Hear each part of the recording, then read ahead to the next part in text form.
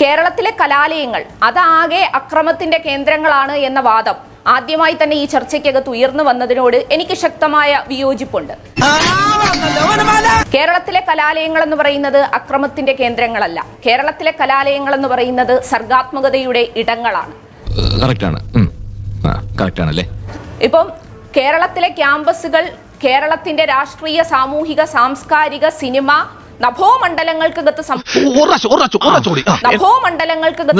അർത്ഥം എനിക്ക് അറിഞ്ഞൂടാ, നല്ല വെയിറ്റ് ഉള്ള വാക്കല്ലേ. നഭോമണ്ഡലങ്ങൾക്കകത്ത് സംഭാവന ചെയ്തിട്ടുള്ള പ്രഗത്ഭരെ കുറിച്ച് പറഞ്ഞാൽ നമുക്ക് വിരലിലെണ്ണാവുന്നതിനേക്കാൾ എത്രയോ എത്രയോ അപ്പുറമാണ്.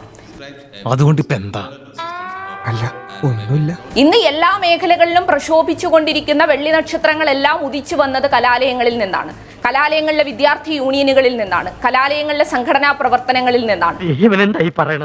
കലാലയങ്ങൾക്കകത്ത് വിദ്യാർത്ഥികളുടെ തമ്മിൽ പരസ്പര സംഘർഷങ്ങൾ ഉണ്ടായി ചോരയല്ല പൊഴിയേണ്ടത്, മറിച്ച് ആശയങ്ങൾ തമ്മിലുള്ള സംഘർഷമുണ്ടായി പുതിയ പുതിയ ഐഡിയാസിന്റെ, പുതിയ പുതിയ ചിന്തകളുടെ തീജ്വാലകളാണ് ഉണ്ടാകേണ്ടതെന്നുള്ള കാര്യത്തിൽ യാതൊരു സംശയവുമില്ല. എന്ത് വിശാലമായ ചിന്താഗതി! പക്ഷെ കലാലയങ്ങൾ ആകെ അക്രമത്തിന്റെ കേന്ദ്രങ്ങളാണെന്ന് പറഞ്ഞാൽ അതിനോട് ചരിത്രം ഒരിക്കലും നീതി പുലർത്തില്ല. കാരണം ചരിത്രം എന്നും തെളിയിച്ചിട്ടുള്ളത് വിവരമില്ലാത്തവനാണെങ്കിലും സത്യം പറയൂ. ശ്രീ ഒ മാധവൻ ലോകമറിയുന്ന നാടകാചാര്യ, അദ്ദേഹം കലാലയ രാഷ്ട്രീയത്തിൽ പ്രവർത്തിച്ചില്ലായിരുന്നെങ്കിൽ നമുക്ക് നഷ്ടമാകുമായിരുന്നത് ഒരു മുൻ MLA-യോ MP-യോ അല്ല, മറിച്ച് ലോകമറിയുന്ന ഒരു നാടക പ്രവർത്തകനെയായിരുന്നു. അങ്ങനെയാണല്ലേ. 21ാമത്തെ വയസ്സിൽ ലോല എഴുതിയ പത്മരാജനെ പോലെയുള്ള പ്രഗത്ഭർ, നിരവധി ശ്രീ താനു പത്മനാഭനെ പോലെയുള്ള ശാസ്ത്രജ്ഞന്മാർ, ന്യായാധിപന്മാർ, അഭിഭാഷകർ, എൻ റാമിനെ പോലെയുള്ള വളരെ പ്രഗത്ഭരായിട്ടുള്ള മാധ്യമ പ്രവർത്തകർ ഉൾപ്പെടെയുള്ളവർ കലാലയ രാഷ്ട്രീയത്തിന്റെ ഭാഗമായിട്ട് വന്നതാണ്. വെറുതെ ചിരിപ്പിക്കരുത്. സഹോദരൻ അയ്യപ്പൻ പറഞ്ഞ ഒരു മിശ്രഭോജനത്തിന്റെ ഒരു വലിയ സന്ദേശമുണ്ട്. അത് കൃത്യമായി ഇന്ന് നടക്കുന്ന ഇടം ഏതാണെന്ന് ചോദിച്ചാൽ അത് ക്യാമ്പസുകളാണ്. കാരണം ക്യാമ്പസുകളുടെ ഒരു രാഷ്ട്രീയം എന്ന് പറയുന്നത് പൊതിച്ചോറിന്റെ രാഷ്ട്രീയമാണ്.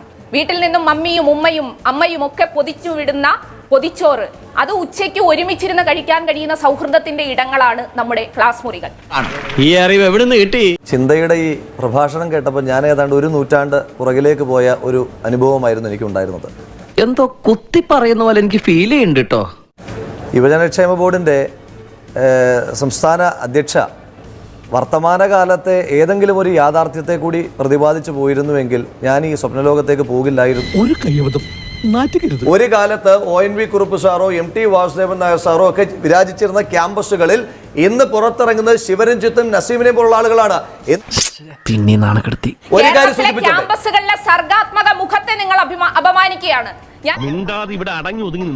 ഇപ്പം ആദിവാസി മേഖലയിൽ നിന്നും കേരളത്തിന്റെ ആകെ അഭിമാനമായി മാറിയ ശ്രീധന്യ വ്യക്തിപരമായി ഞാൻ കാണുന്ന സമയത്ത് എന്നോട് പറഞ്ഞത്, ചേച്ചി ഞാൻ കലാലയ രാഷ്ട്രീയത്തിൽ വളരെയധികം സജീവമായി നിന്ന ആളാണ്. നിന്റെ ചാട്ട എങ്ങോട്ടാണെന്നൊക്കെ എനിക്ക് മനസ്സിലാകുന്നുണ്ട്. മലയാളികളുടെ അഭിമാനമായി മാറി ആദിവാസി കുടുംബത്തിൽ നിന്ന് ആദ്യമായി സിവിൽ സർവീസ് നേടിയ ആ പെൺകുട്ടി, അവളൊരു വിദ്യാർത്ഥി സംഘടനാ നേതാവായിരുന്നു എന്ന് പറഞ്ഞല്ലോ. ആ വിദ്യാർത്ഥി സംഘടനയുടെ പേര് KSU എന്നാണ്. നിങ്ങൾ ഇപ്പോൾ അഭിമാനത്തോടു കൂടി പറഞ്ഞ ആ പെൺകുട്ടിയെ ഒരു ദിവസം മുഴുവൻ അവളെ ഒന്ന് ശുചിമുറി ഉപയോഗിക്കാൻ അനുവദിക്കാതെ, അവളെ ഒന്ന് ഭക്ഷണം കഴിക്കാൻ അനുവദിക്കാതെ, അവളെ ഒരു റൂമിൽ പൂട്ടിയിട്ട ചരിത്രം കൂടി SFIക്കുണ്ട്. ശരി, പോട്ടെ, കൂടുതൽ എന്നെ നാറ്റിക്കരുത്. പിന്നെ കാണാം.